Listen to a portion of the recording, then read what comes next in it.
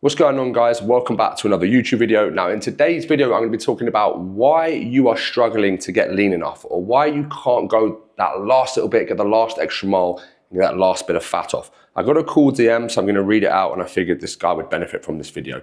So it goes like this. He says, "Hi Max, blah, blah, enjoy your videos." He basically says, "I'm really struggling to lose the last bit of body fat. Every time I diet down, I seem to get just as lean as last time.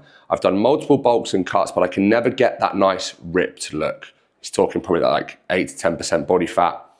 "What do I need to do this properly? Is there a way I can set myself up for success in my gaining phase?" Yeah, good. That's what I'm going to go into. Blah, blah, blah. Yeah. So let me dive into this, okay?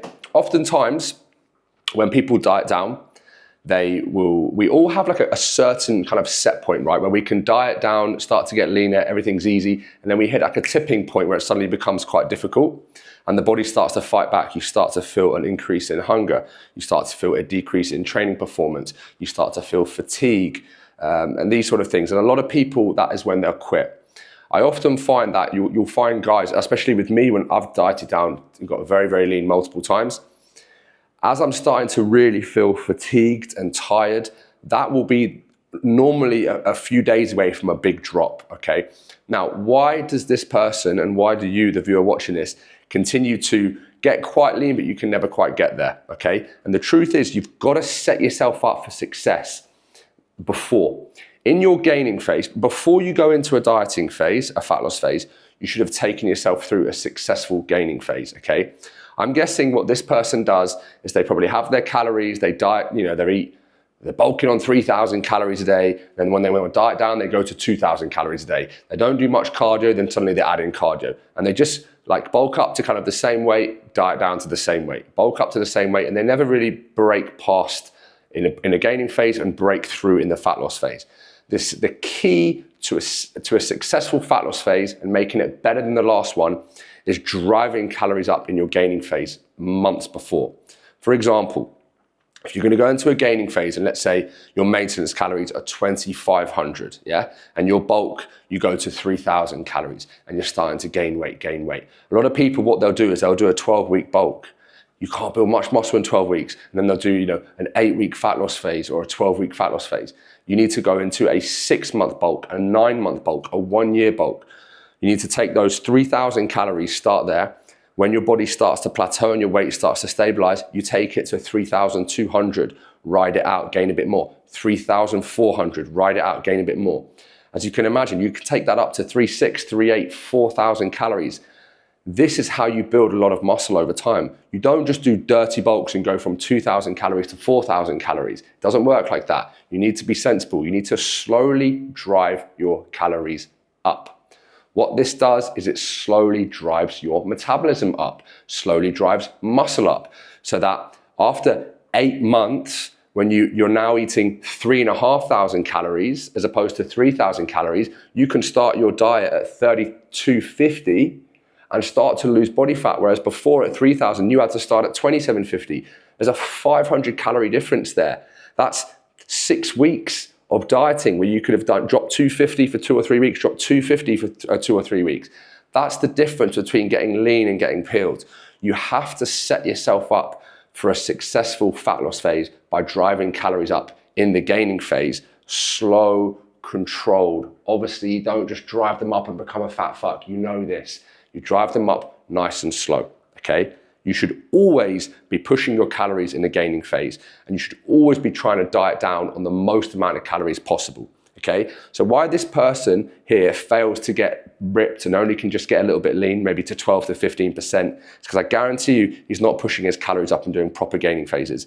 And I guarantee you he slashes his calories when he says, you know what, I'm gonna diet down, I'm now cutting, calories gone, carbohydrates gone, cardio thrown in like crazy.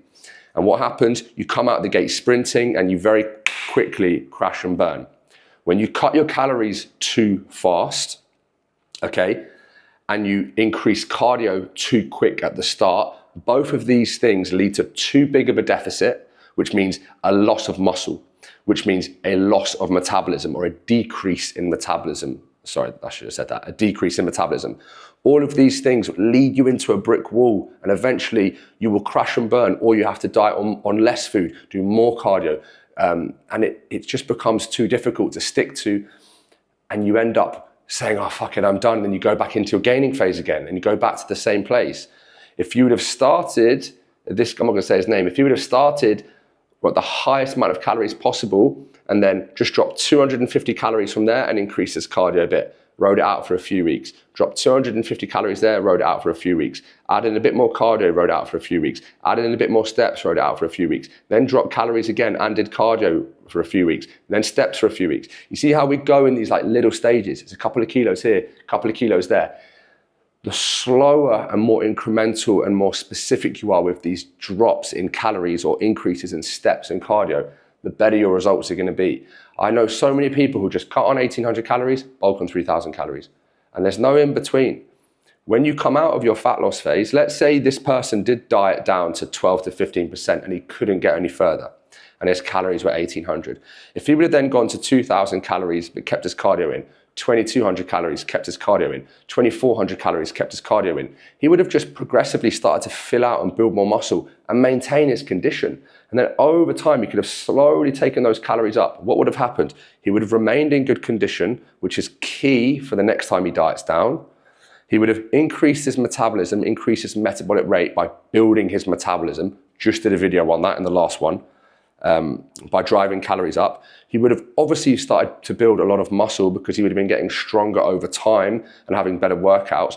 All of these things in the gaining phase or reverse diet phase are leading up to the next time he diets down so he can actually get lean enough.